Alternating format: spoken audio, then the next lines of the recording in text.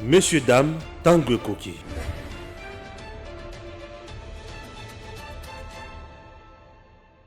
Natone bino matondo mingi na bino sozuli bakumalamu ya kolanda Edem Television na bisika bozwami kolanda to na bomesana kozwa biso na ngunga o bosepelaka kozwa Edem Television lelo to komeka kozonga sima na makambo etali détournement e bayiba ki détournement to kolinga ngo na français te po izaka lokwa to kolatisa bango bakazaka moko ya malamu kasi koyebisa na bayimboka izaka moyibi bayiba biloko ya leta babomba basala tokopesa ndakisa makambo etali ya bukangalonzo lelo biso tokomoliango na ba 23 24 ata ko contrôle eza mwa mingi te kasi za grâce ya baye o bazui initiative wana siko po bazana bosenga ya koyiba te lokwa matata yibaki mbongo bukangalonzo to mona gango te pe mbongo ebimaki ebele pona kosomba ba machine mbongo ebimaki ebele kasi ya pasi pe mawa ebandai kokende na Afrique du Sud yango wana tokobeta pinza masolo lelo yo matata ponyo azoganga makasi ya bosani ki azana dossier na justice ya moyibi pasi pona ba politicien congolais bayoka kasoni te lokwa pe soni bomaka te mona mboka na koyamba ote po eza émission to misana koloba biso mibale bato fo ba misana na biso yoka ko charger ba teka skola kisaka ba bizaleli ya bato moto bato ba misana na koyiba poto ko koumela na kati ya mabete mabe ba misana kana ngote baboya ka mabe suko eza mabe lokola ba matata ponyo ayibaki esika neza na boloko mboka na ebite lelo soki na Congo toza lisusu na eloko babengi soni te pamba te Congo to bomariza Congo kaka moko soki kufi lelo yo po ekolimwa pete kasi kokufa ndenge tozo boma ndenge ba autorité ba politiko o ba koboma Congo lelo kaka bango bakoki kolakisa biso ezaleli malamu lelo oyebisa elenge moko nini o azwaki eloko ya leta ayibi mbongo nango ali azongi na edo ekolakisa ete atanga yo soki baponinga na komi mopona to na komi molobeli bapesinga projet moko ya mboka na lie obambo mabanga kasi bo obamba matata ponya te matata ponya komi kopesa bato ba leçon ndeko nanga soki ndeko tango zo babongo zo tala monena likambo te lelo azoloba baati a détour baati azana bila moko na yete bila matata ponya tikeli biso ya miyibi ndeko Ange mbote na yo mbote na bayinoso bayiko na biso na ngonga oyo ya une chose oyebi papa moko te zo bazala oyebi oyebi yango tata zo bazala te moboti moko te akovandisa mwana ye ayebisi nga na classe nazalaka zoba na banda kozoba zéro akosala ngo tata na ndako ayebisa bon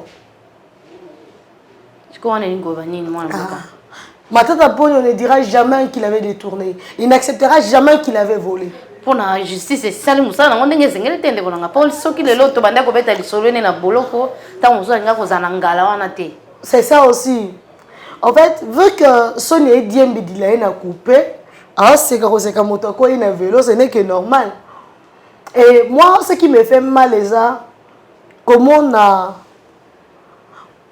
lolenge oyo makambo ya matata po dezo ko kinga moi légèreté par l'appareil judiciaire de mon pays, je me pose des questions. C'est un appareil en panne ou carrément une fonctionnalité? Je me demande si ça fonctionne. Les gens vont fonctionner avec des maladies. Avec des maladies, plusieurs maladies. Là, la lobby yango. Si le Conseil supérieur de la magistrature, qui chapeaute la Cour constitutionnelle de ce pays, n'est pas en mesure d'éclairer la lanterne, non, ça non. Soki déjà bango bazuzi ba okoka kokata likambo wana bazuzi nyoso zuzi te zuzi ya suka ya Congo akoki te nani akoka. Et cette cour n'a pas laissé de brèche d'éclairage. Aza en mesure ya ko éclairer lanterne te na azana makoki ya kokanga te pamba te ezana bilembo la kisa mimbongo ebimi matata misaki mbongo pona makamba ba tracteur to mona ki na bino awa ndenge ni ba tracteur asika ba moteur ezate ndeko toza no malembe on reproche matata de la surfacturation on reproche matata de l'inexistence de résultats. Et puis, quand on a dans la carte, il peut zaki pe susu et a biso pété pour masangwa les zaki ya bande qu'on a biso Afrique. Kasi wana zota lisa mais bon bima qui na compte. On reproche Matata de faux en écriture. On reproche Matata de détournement même de biens, non seulement de l'argent, des biens. Tant que vous êtes à l'Isolo, il y a l'université Matata Ponyo, l'université Mapon, vous voyez par l'université des Arani. Tant que vous voyez que l'université Batongo, on a bon détourné ça. Non. L'université Mapon est une université proposée, construite par le frère de l'État. Donc, il y avait un projet à Rotonga, université Wana. Tant que c'est ça qui n'a aucun projet, mais bon, il m'a dit non, non, il y a un projet. On a distrait à Congomani pourquoi on est orange. Il y a des factures. Il y a des factures. Donc, le ministère à budget et finances, il y a des traces, à moins qu'il y a broyé, puisque c'était lui le patron à l'époque. Allez-y vérifier. Et l'université est à l'État. L'État a financé qui utilise genoux, a financé qui 100 jours, a financé la construction de l'université Matone. Est-ce que Kabila a Kabeli et autres ça? Kabila a été yende à Zoya en Watian en compte. Il y a mon école où on a beaucoup de Azu en Oka et à l'État. En fait, il y a une chose, il y a une chose. Il faut que à l'époque à Kabila, la police a mené à Zalagité. Maintenant, je vous avais dit dernièrement ici que Kabila, son problème, c'était sa paix à lui. Et non la paix du pays. Donc, tout ce qui est européen, ça y est, Kimia, lui, il accorde.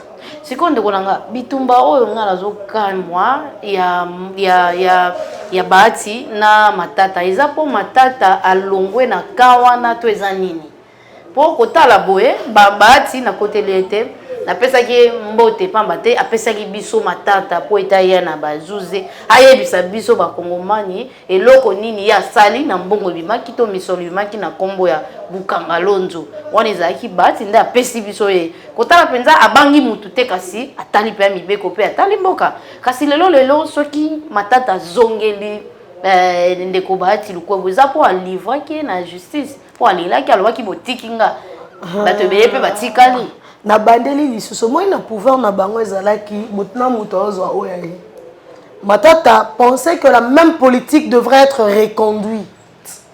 Il s'attendait à ce que la même politique soit reconduite. Il oubliait que là nous avons un nouveau chef. Ce n'est plus le même chef, il y a le dans Luka Pay, il y a qui étude naïe, qui n'affrontait pas la réalité.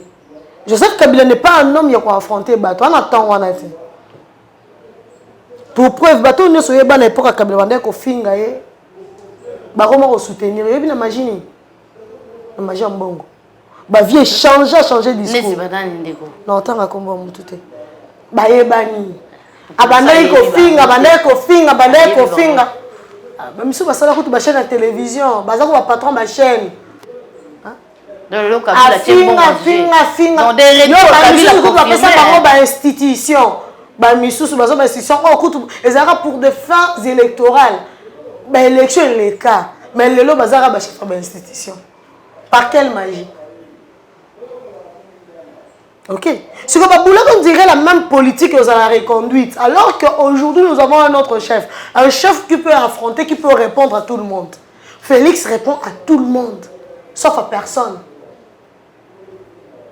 Tu comprends un peu ça? Alors, puisque la même politique devait être reconduite, les loups ne pouvaient pas se manger entre eux, il fallait nécessairement se protéger. Voilà. Et puis il y a une rectification. Ce n'est pas Matata qui a quitté, c'est Bahati qui a quitté. Matata est resté dans leur camp. C'est Bahati qui est parti. Bahati est parti parce que là-bas il n'avait plus de place. Bahati n'a qu'un sundola bango na désordre na bango. Na civisme na bango. Et là on a comme Musanga, il y a comparaison, il y a Matata na Bahati. Il faudrait signaler. Matata Ponyo na koko ma premier ministre. À ça dépassement il y a 1,8 milliard. Bahati a sali dépassement là. Ba contrôlant au terrain. Avant que dans le Beléango. Est-ce que Bahati n'a jamais été premier ministre alors que Matata a été? Est-ce que Bahati a été 2 fois ministre de gouvernement et Matata Ponyo? Comment on comparer un membre du gouvernement à un chef du gouvernement? Kasi ya tike limbo ya Bukanga Lonzo. Te bon comparer bango ndenge nini moto ya na politique eza premier ministre. Ah tiki immeuble munene ya Bukanga Lonzo. Te le problème est ani le problème est ça que Bahati azalaki membre ya gouvernement kolo politique ezalaki matata mponyo. Non comment et le coup azalaki kolo politique na première année na ya pamba asala dépassement budgétaire ya 1.8 milliard de dollars américains. Tant soit bosani. Mais le ministère ya Bahati na mona ngote tant soit bosani. Ya maintenant on rappeler ba musa na na moment oya wana na rappeler te na rappeler ba congolais. Tant que vous avez que matata mponyo aza victime de acharnement politique et consort. Boye barake matata banani bazoloba. Bato bazaroloba ba congolais wana bazali koloba makambo ane na on rappeler bango te ndeko. Faut koyebisa na bato boye. Omoni politique alelo tellement Congo comme na nzala makasi. Ba jeune to bilengi azana mwa bwanya na ye alingisi ko bwanya na ye ateka ngona misolo atako ya ndimi bazikisa Kongo mobimba yazo mbongo ye moko ondima ba te winde kolanga ta mozolo ba ke ba congolais nyonso te soki te na ba congolais to tambusaka to sala to ba to tambolanga na to sala balader comme ça population ka kata likambu ya matata oyo na Bahati bango nde bakata bango nde bazaba mikolo no le ba balader fort ndeko pourquoi c'est la population makambole kinga ko moboya mu poto biso tozaka yo ngana ko totambola makolo tozaka mingi ba moto toyokaka tozaka la kati ya population population oyo lobaka ezaka ya wapi eza bandeko na biso ba journaliste lokwanga azala mwa bwanya na ye et matata ponya kopesa ba fond dossier oyo yaki nango ko présenter biso po yazaki na ba mot kitoko français kitoko na kati wana oleli Congo et kozwa ba papier kopesa ndeko wana zo lekala na télévision pona kokosa kaka caméra ya pamba en réalité na kati biso nyonso to matata bomande économie ya Congo na 2013 à pamba na 2013 à pamba matata sala dépassement budgétaire moko oh banda ya mo banda Congo za la Congo aucun premier ministre sala exploit wana matata est le premier ministre des exploits. Des exploits, oh, tu me souviens, Aloni Masango na Bukanga Lonzo qui robota université de Kindu. Et ça va dans le lokuta. Maintenant, tu fais bisa bisombo ya Bukanga Lonzo kenda wapi. Pour université on est à Kindu wana. Et ton gamin na contre moi ya université. Mais yende par quelle magie na évité et le qu'on était comme la combo là. Maintenant, à ça l'état congolais session. Donc l'état a cédé quoi, cédé bien aillé sans mikanda. Donc oh non bonga la comprendre que na ndeko na ngai wana pe yango tango tolobaka na ndenga mabete ndeko Gilles Linguet tolinga ko charger te ma tolinga ko rappeler o lo nyonso za ya kombo ya l'état da de so tozoloba yo yebi on koleka biso kasi toyeba te za kilo to so sali justice à c'est cours de compte de faisons et comment un effectif il faut revoir le papier de cette université. Matata a 10 millions de dossiers dans ces pays. Il faut qu'on revoie. Nalobi, faut qu'on avant Yakozua, l'État a suivra la procédure. C'est ça l'État de droit. Mais c'est ça que la Cour de compte fonctionne. Et je pas battu, tu as surchargé pour rien. Les compétences sont d'attribution. Il y a de limites. IGF. Il ne peut pas aller au-delà de ses limites, au-delà de ses moyens. Il y a Azana Makambotali, l'État TP Ming, mais sur l'État. Azana Makambo, l'État. Mais l'État à un certain niveau. Mais niveau les a été ça. Mais tu n'as pas papier à Mapon, université Mapon, c'est la Cour de compte. Je pense souka mbongo leka ki ambongo kota ki ambongo ki kasi toza na bosenga ta ya koyoka ta ba monta wana kasi je fais ça lobaki to komi ko sepela nango makasi je fais ça lobaki biso matata ponya ibagi biso boy poto ebike Kabila iba biso ba entreprise nyonso matata ibi biso ni asala ki part na ye mais la Cour de comptes est la biso université na que ce ba papier nyonso non, kasi on a zolo parce que appareil judiciaire na biso za ya kobela to même na hôpital.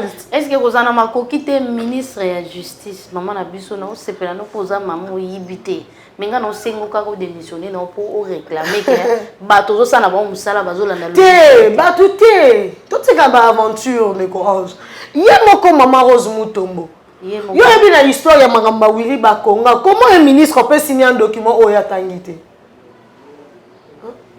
Et puis, la signature, il y a un moment ministre. Non, par quel magie?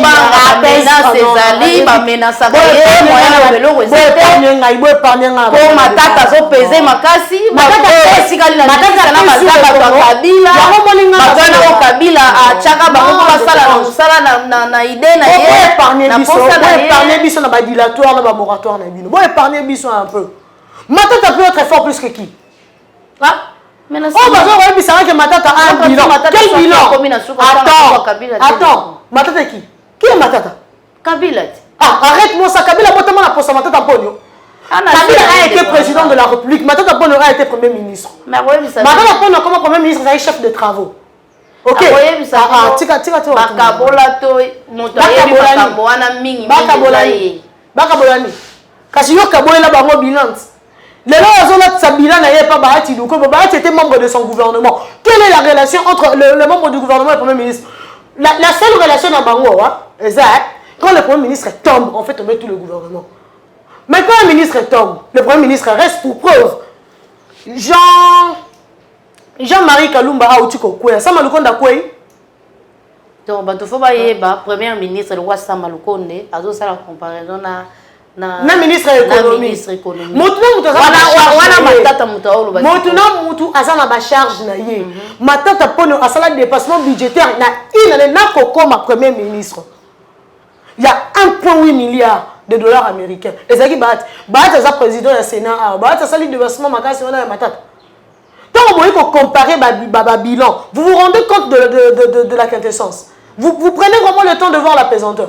Eza ye mututo eza bana nini baloba ta mususu mwana koloba likamoko tira biloko wana dit matata c'est un politicien un fin politique hein. Il connaît ce qu'il est en train de faire batolo ne se bafuta pas matata mpono c'est lui qui leur donne le dossier hein ba qui konzo la biso Transco to betano lisola Transco mais à Congo Airways bon ça nous poser le Congolais kitoko aela biso ba épave akenda azwa peinture atia lelo bazo ba Félix Abomi Congo Airways et ba avion monde ko réparer matin midi soir oh le même jour matin quoi et si li petit gars na mboka ya bato biso au moins marambo bato batumbola bato pekisaka bango Congolais botika ka distraction de koangai tango ayiko ba makambo zwa temps ya ko analyser matata mpone bozo ko linga comme président ya Congo o ya biso mutu o mbala moko sala dépassement ya 1,8 milliard na une année. Mutu o sala biso entreprise matata e makasa na ese no Congo to makasa na ba texte. À comment oui à concevoir entreprise Congo Airways mais contenu à Congo Airways. Mais ça bango nzela na ezaka esika ya ko sala mbongo ebele ndenge tozomona pe ande po abimisa mbongo awela no projet centraux. Ayebike na centraux wana kaka 2% ya pamba Kinshasa ndé consommer. Donc 80% ceux qui 80 ceux qui nous n'ont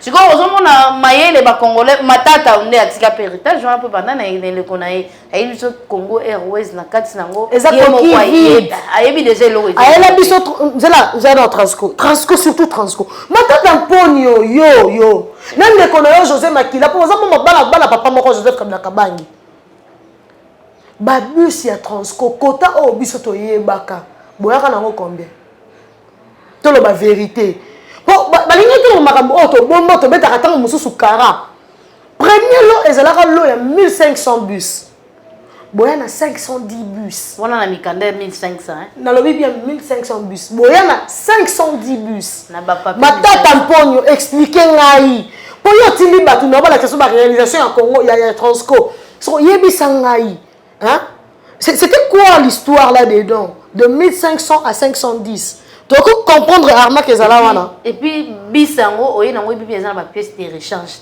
donc oyebi ke ba bis ezala ba 100 pièces de rechange so ekufika pine bo efandi mobile nanzela nini lobi po ya kuta moteur ezate sans contrôle mbongo ya leta ebimi nyonso wana bato balobaka tomona kaka po bakangi photo ya Transco oteli bato na Twitter bobo la kisa ngona TV Transco wala nyoso ka bilan ya matata kasi bilan zo linga bakabola na Bahati Luko bo le président du Sénat yango wana en tout cas pas si pour ba politicien On dirait que tu as ressemble à mi tout cas. On dit marathon mankara bino ba respecter on de tolo ba boza ko manquer bino respect parce que bozangi respect bozangi moyen ya ko lakisa bino ndenge kolanga na sika mususu ministre za muto kotanga kombo te poza muto moko ye moko azo pesa bino mateya azo lakisa bino yo koko sala mbeba te mais oya biso za théâtre il faut akabola bilan na mutu o azalaka na ministre donc oza sénateur donc botosi wana bazolongolongo parce que bosoto eleki yo makasi azana mwa musala faut on rappeler oza sénateur ba ti lukwe boté mutu aza adversaire na yo oza sénateur c'est le peuple ndaza adversaire na osoko yibi comme ça on confondre Bahati est le président du Sénat azamona musala ya ba kongomani lokola yo vous avez des comptes à rendre à la population adversité na yo matata pono na moment oyo et ça le peuple congolais pour mbongo nde ya yo oyibaki bukanga lonzo zolesa batu lelo ezaki na maboko na ba sud africain nde baliaki yango to bando sengana ndo sepela na politique na bango makasi puna nini omona ye na masangu kuna to moneka na télé 50 na masangu kuna tozomona mama olive na bilanga mais là bateka na aubergine ona munene wana to mona rango te soki na wenza mateto komona aubergine moko ekonda eutaka bandundu kasi to mona ka mama olive lemba bandaki kobuka ye moko akoti awana zokosa na baimage na égal na begal meke otu na talo ndeko nanga bateka ngona égal ozo sala mo meke otu na talo mais balobi ba lesa ba congolais bon ndeko Ange ezaka pona koyebisa bango boye moni via batu basakana kana ngote matata ponyo j'ai pitié kabola bilan na José Makila ya Transco po boye bi kop bosala bino mibale kabola bilan te nda za chef ndeko tam so luka bouc émissaire te so bouc émissaire na ye oseke akiti makasi ma chère bouc émissaire na ye akita ndenge ni déjà ni oyende mutu ako défendre l'or mbongo bimela mbongo mba et puis José Makila zaki coacher na gouvernement na bango kasi ngona yo toyebe l'or nini banda oleka zwa par na yo zongisela kabila kasi ngona zoloba te ma chère siko ya zi consigne ya matata po aosengela otayebi déjà ntango ozozwa kopo José Makila oyebi ke 80% ezanga na kabila di 20% eza yo ye moko aza kokabola bilan amikitisi ye moko siko yo zoboya batie nzela moko na José Makila poani po yaza chef te aza komi comparer na Bahati o azalaki à l'époque ministre ya gouvernement na ye n'est-ce pas amikitisi ye moko ekomi soni ko alors puisque tobeta lisolo ya Transco na Congo Airways tout est face ya ministre ba bande ko s'occuper na transport ezalaki José Makila batuna na complicité na bango théâtre na bango mibale ndenge obeti lisolo ya zo par na yo tikela par na ye batuna na bango mibale pourquoi otuna na Bahati. Non, en fait, le problème ici, c'est quoi? Je viens affronter la justice et prouver mon innocence. J'arrive... Non, la justice est instrumentalisée. Non, mais franchement, soit on veut une chose, soit on veut son contraire. Non, après, je remercie la justice de mon pays. Non, mais qu'est-ce qu'on veut? Qu'est-ce qu'on veut? Déjà, il y a eu un problème. Le maître a été confronté à son élève, Kanouba Fassania Birungu. Vous savez, la corruption n'est pas seulement financière ou matérielle, la corruption est voire morale. Moi, j'ai toujours dit, Kanouba m'a déçu dans le dossier Matata Mpono, je le dirai jusqu'à la fin de temps. Et puis, dans la loi, il y a toujours des dits et des non-dits. Ok? On peut s'y arrêter, oui. L'arrêt est constitutionnel. Mais la motivation, et puis c'est dans la retranché. Être comme à la cour de cassation, il n'y a pas de lobani. Puisque dans les compétences de la cour de cassation, nulle part on mentionne les faits commis par un ancien premier ministre. Oh, il faut à connaître. La seule instance où le premier ministre est redevable, c'est la cour constitutionnelle. Alors quand il devient ancien, peu importe son statut actuel, qui devait connaître? La loi n'a rien dit. Non, mais il y a une jurisprudence qui devait être évoquée. Il a fallu créer le droit. D'ailleurs, le droit a été créé dans le non-dit. Les faits qui ont été commis pendant qu'il était Premier ministre devaient être résolus. Qui devait le résoudre? N'est-ce pas la Cour constitutionnelle? Voilà maintenant la conséquence. Puisque la Cour n'a pas voulu se prononcer, maintenant va nous faire des spectacles à Boyi Kozadjip. Non, mais ce qu'à Boyi Kozadjip, il y a des hôpitaux dans Zanga Badjip. Il y a des hôpitaux, des zones de santé, des moyens de déplacement, de moyens de déploiement de kits. Dans les fonds du pays, dans les fonds du pays, il y a combien de zones de santé qui ont moyen de de santé. Et c'est honorable monsieur le sénateur, président du Sénat de la Chambre haute du Parlement de la République démocratique du Congo. Et il y a des hôpitaux, hein? Bazangi mituka. Zwa mutuka wana papa na kimia na boboto nyonso yo lingaka ba congolais pesa bango. Baki reçoit traitement. Na modèle nini matata peut faire de leçons à ces pays. Mwana mboka na ces pays na opinza olingi makambo kitoko kasi ngana ngina bakisa boye. Koboya mutuka matata sisengi bino mituka te mbongo matata za ngo kosomba na ba avion. Mais oui, ndeko na bakoka nsete ke soki nani aboyi kosomba mutuka na aboyi kozongo mona otika boboto le bopesa lokola aboyi kozwa mutuka aboyaka na avantage nyonso Kongo epesaka ye ngana kosenga hôpital yo ngana akenda bana na epi ba voyagera te azomisa pe passer pour na kosenga na bati lukwebo boye. Mboka population mboka ezana pasi makasi bato lokwa ba matata balakisi ke bazana besoin na mote po ba yiba makasi boluka kosala eloko moko oyo tant sous population bénéficier soit population te boluka ata kopesa ta prime moko na ba ancien combattant on va yaki liboso na bino pona kolela basali 3 mois bafuta bango te 3 mois et puis bafuta bango combien $15 30,000 francs. Les gens matata prendre un boudé jeep pour ça na mbongo somba ba jet privé à yemo une jeep et ça le côté beaucoup de ça $100 réservé ça la ba milliard bazwa omoni ba avantage nyonso matata basangisa yango po aza ba moyen ndenge lobi makoki na eze belete basangisa ba avantage ya matata nyonso ba pesa ngo ba ancien combattant. Et je demande aux sénateurs sérieusement statuer. Matata est patron de vous tous. Il a beaucoup d'argent qu'on les Kabila ne sont pas dans l'hémicycle. Aza pembe na Kabila kamba komanda banvu la boni. Moïse kutalonga la scène atikaye. Metala Moïse nanginda. Boye mutatika pembe na Kabila. Aska muninga na bino. Botala makamsusu botala ngona international africain. Kosala po se pelisa matata po nyota kolinga ka ote. Olongwe pembe nya mutu oya banda kolinga.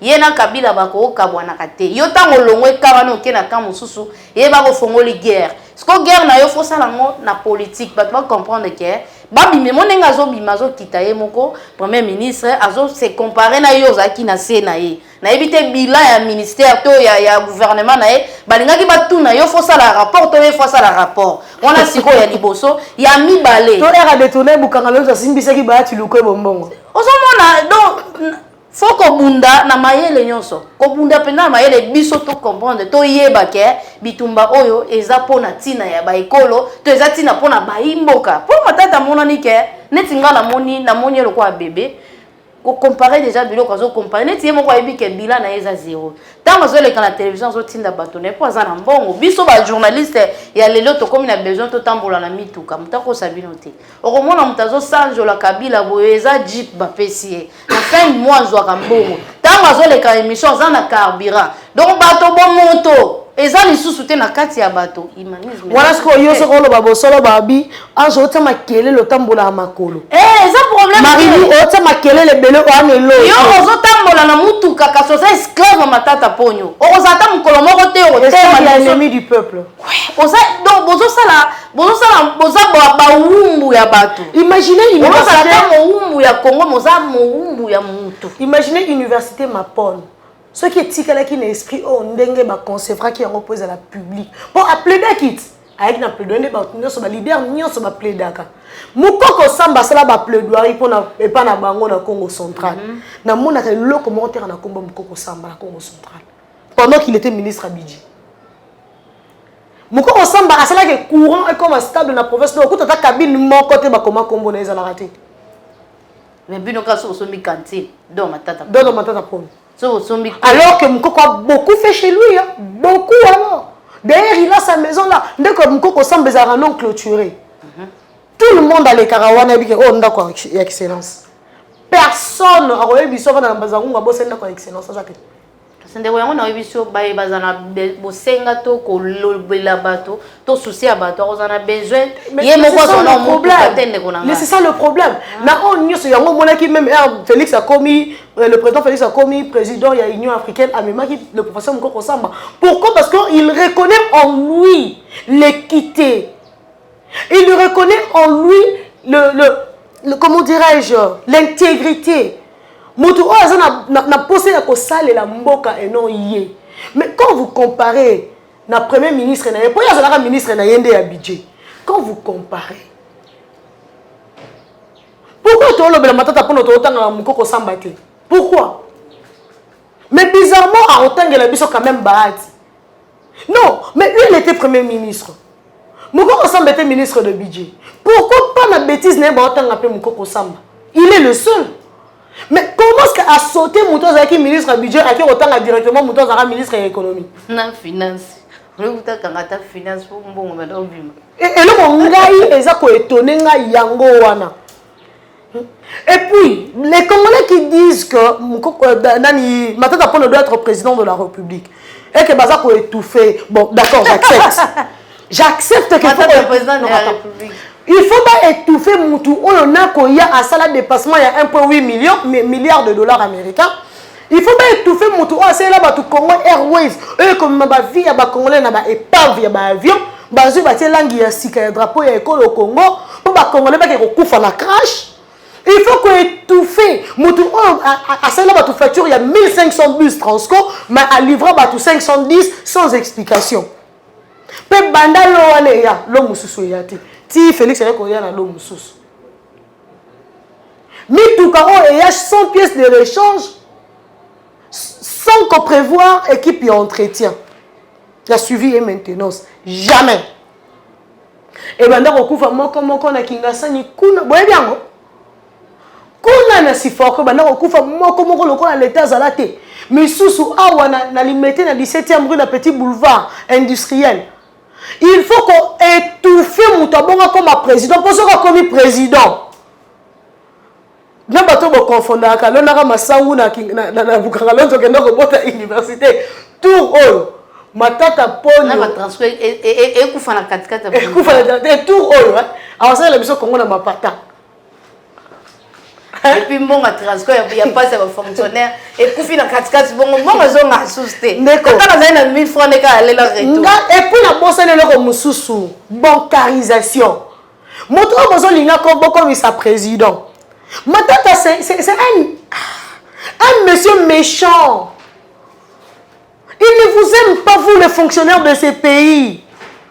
Il est tellement intelligent et malin que si ma bancarisation alliée Kabino ba $2. Vous voyez bien un mécanisme bien organisé pour détourner systématiquement. Est-ce que vous voyez que ma tête a comme un pauvre le temps que Bino fout à la banque? Vous voyez bien bon bolé la pour la Jeep parce que Jeep dans ça non.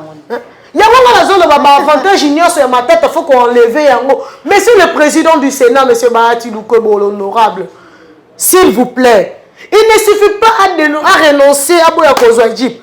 Tous les avantages de sénateur, Bobo to la Baha et Bobo Nambi Bat, Bobo to la Matata Ponyo. On a préféré Bamonios. Bon, ah oui aussi, hein. Tous les sénateurs, bon mécano, nous renoncer à mon avantage Nabino. Ce qui peut président, ce que la proposition, c'est ça les locaux. Bon mécano qu'on renoncer à avantage, ce que son nom ancien combattant. Et ça, pour avoir $15 à Pamba. Na pesa mnonda kisamusika te Mamadou Ndala oyo ameka kubunda banda guerre este bandaka. Non ba bunda te kunezala ka baje soki na ba négociation fa. Oui, soki nita sikezoya talaka ka ba rebelle ba yebi ke kingani na kingani nde ba yi. Donc on a bitumbe za te mko Mamadou alobaki te ngande congolais fona batela bala mboka. Tanga bundaka ko tsayi bango tina Rwanda. Retour na zwa ki lance roquette. Lobi to komona mwasi na ye na mwana na ye bakili boso parler du peuple ba rolela kaka pona $15 3 mois payé. Et ça bilondeli. Bon mais ko bongisa. Moto akufi pona Congo, moto akufi pona Congo. Meti ba. Yonga lobaka. Ebi soki na bota maka avant papa nanga. Na ngana boya sala armée. Je parle, je connais l'histoire en fait. Papa nanga era kufi boli mbisanga na beti so nanga. on venait pour nous on a quatre la bancarisation est là matata ça la moi eloko moi bien mais là qui moi binasi donc toutes les intentions à matata ponyo la désordre ndeko nanga bakata ba ceux qui balingi mutayo zo mbongo soki a 35 dollars wa les andakisa soki bakata ka 2 dollars tant soki balingi bakokata tant sur 3 dollars 5 dollars c'est l'esprit na bango c'est là humeur na bango tala siko idée quel mécanisme oh yo tiela batu ya banque mais ça inefficace à l'époque yaya tozo ko zombongo na maman na biso na kankokolo d'abord pona ko koma na ko zombongo nga papa kufi to sala boui bozo ko zombongo balia soda on dirait mbongo nyoso mabe baba na ko tika ba militaire donc so ko moni mbongo fonctionnaire au tikozo ezalaka ya kokata na mabe donc na idée kaka batika ko soda po esthétique ala ko dozo na biso to bakiba soda basate ko mabatu mbongo ane ko kaka te balesa les alaka ba manka kasi mtamta benda ka so c'est pas la benda siko bancarisation ya mbongo comme nango mois régulier mais régularité yango na ba insuffisance ya ba tout ça 3 mois bazo mbongo te mais bazo mbongo na banque to yamba moko na bango représentaka bango to c'est la macasse au moins que système matata est inefficace hein asala ngo po yende azo mbongo na ye atekela biso projet a verrouiller quelque part po yende et puis faut ta la siko ba banque nini matata koti la biso na Congo banque travaillera na imer na ngomoko ba mama na ba kosala mulongo na moi makasi connexion ya bango ki makasi bango bazaka na mbongo ya kokata ba boli bisa ona kongo mais na lobi po obino bo sala ki ba congolais moko pona access wana na ba congolais bino oyo bino mukoloza on a raison na sina sala reportage moko pona ba enseignant ba lobi mama biso tozonyo kwama bakata biso selon ba imer na bango soki bango balingi bakati 5 soki balingi bakati 7 soki balingi mbongo ya moto bango bazoyi bango sans contrôle et y a pas si lisusu bango bazaka na connexion te kasi tant bokata ba pourcentage wana ezaka wana connexion ezala tant bokata ba pourcentage wana ezaka po bongisa eloko na bino bofuta bato na bino po ete eloko ezala bien bipo ezosunga biso nso pe tozosungana mais ekomi biso tozosunga kaka bino bosungaka biso te nakoya na mbongo na bango te bozosalela bango yo ke otoki mbongo na yo bafuti ya azwi 7 dollars azwi 5 dollars azwi 4 dollars osunge tozosalela yende mosala atelemisi na moya ta mwana azobela akufaki akufaki na banque na limité wana sozo ka ba manœuvre ya matata azala ba azwaki ba pourcentage na bon petit lelo so to l'année les autres continuer pour ne changer te ba système kabili belé en place na ne changer te un batona quand même to linga bazonga na biso na pouvoir bazolo ba Joseph Kabila zonga président de la République matata pour de potentiel candidat en 2023 non mais les Congolais cessez de rêver essayez un peu de vous aimer essayez de vous aimer vous-même aimez-vous d'abord hein. Elle te laisse, elle t'aidera. C'est quoi l'arnaque, mes frères? C'est quoi vraiment l'aventure? Que voulez-vous de votre propre pays à vous? C'est quoi l'histoire? Expliquez-moi. Moi, j'aimerais comprendre quand vous criez les réalisations de Matata a un bilan. Non. Pour la bancarisation, on a source. Renseignez-vous s'il vous plaît. Renseignez-vous. Matata avait les possibilités de retirer la bateau fibre optique. Attiquer la biche, on y sur ma projet. Il y a un débat réseaux sociaux, on s'accane na biso ba Vodacom, ba Airtel, ba on s'accane na biso le quoi lo nini. Matata. Yebisa ngai jour nini yo auditeur na apétition na ya époque. Auditeur ba raison. Wana kabila. Na APTC, il y a régime na bino. Matata. Non, comme Seigneur, quand on a sangana maloba. Sous Matata pour le marché loufou et bon, mais la vie économie à Congo. Tout ça là on ne peut pas parler. On ne peut rien dire parce que c'était lui le premier ministre. Un premier ministre économiste de ton état on permettra à l'entreprise de produits locaux et c'est terre pour en faveur des produits importés. Sous Matata, les conséquences de la dollarisation. Matata. Aujourd'hui, ce qui Congo est la dollarisation en excès. C'est Matata. Pogno.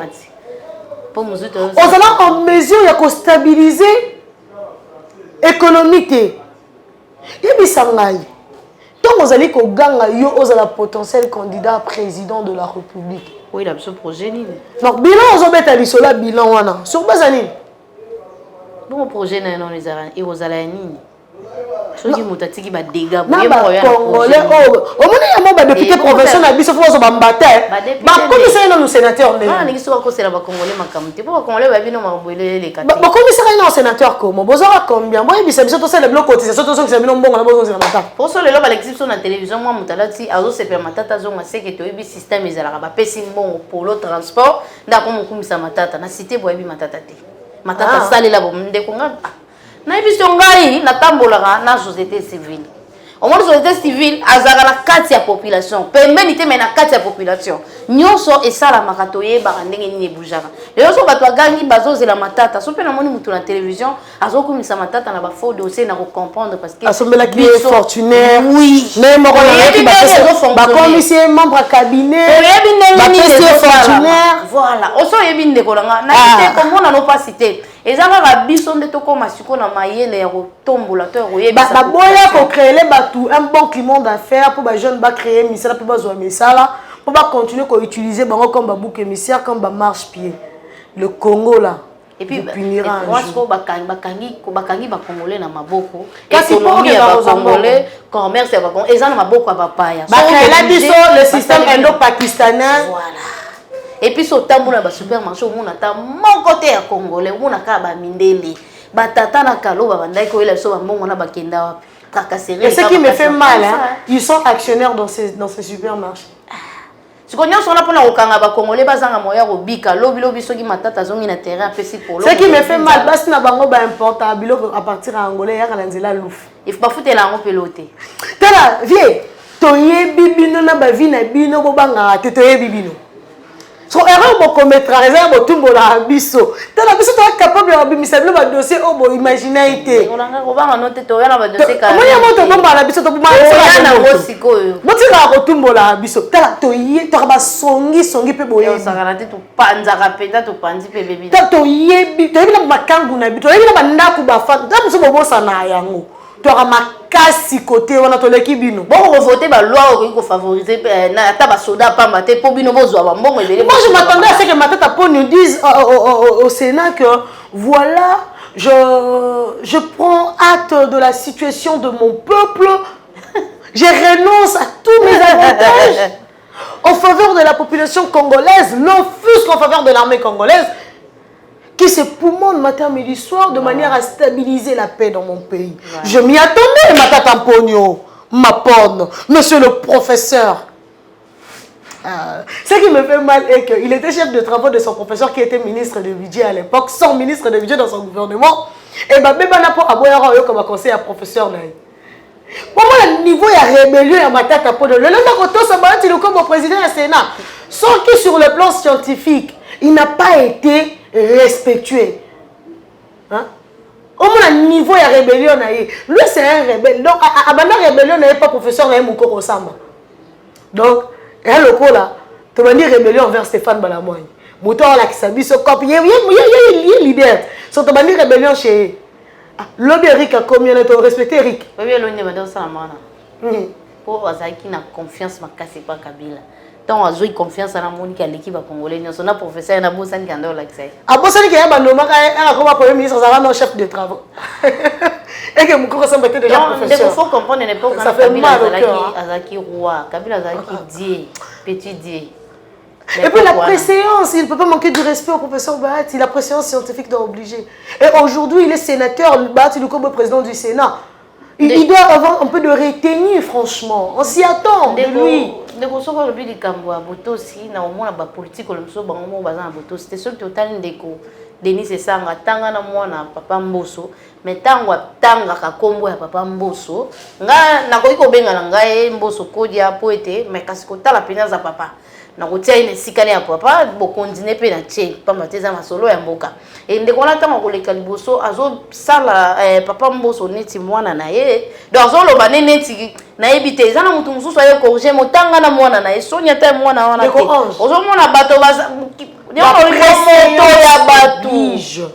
la préséance oblige on doit être respectué Biso otolo bela silo matata mpo otolo bela ba fait naie. Je dis que Matata est méchant. Et il n'a pas voulu être respectueux. Est-ce que je peux dire que Matata était un voyou? Non. Ça serait exagéré. Vous comprenez un peu ça? Ce serait exagéré.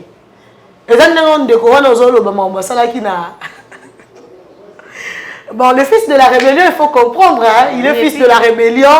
Dans la rébellion, il n'y a pas de normes. Mais ici, au Sénat, dans les institutions, on a besoin de normes. Dans des institutions, il faut respecter le principe. Quand on s'adresse à son autorité, c'est à son autorité qu'on s'adresse. Ok? On ne peut pas outrepasser les limites. Là, par exemple, nous reprochons Matata Ponyo d'outrepasser des limites, de faire des comparaisons qui ne tiennent pas debout, de vouloir créer la guerre avec quelqu'un qui n'est pas en guerre contre lui. Matata Ponyo aussi, il a des adversaires, des ennemis. Actuellement, ses ennemis sont le peuple congolais. Parce que lui, il est ennemi au peuple congolais. Bitumbeza entre yé la population congolaise. Moi, je suis pour la tout si na biso na sili c'est un monsieur ozala lo. Tengaza sono ko ba te. Oh tout si to lobi bato ba yoka. Messieurs, dames, Tanguy Koki.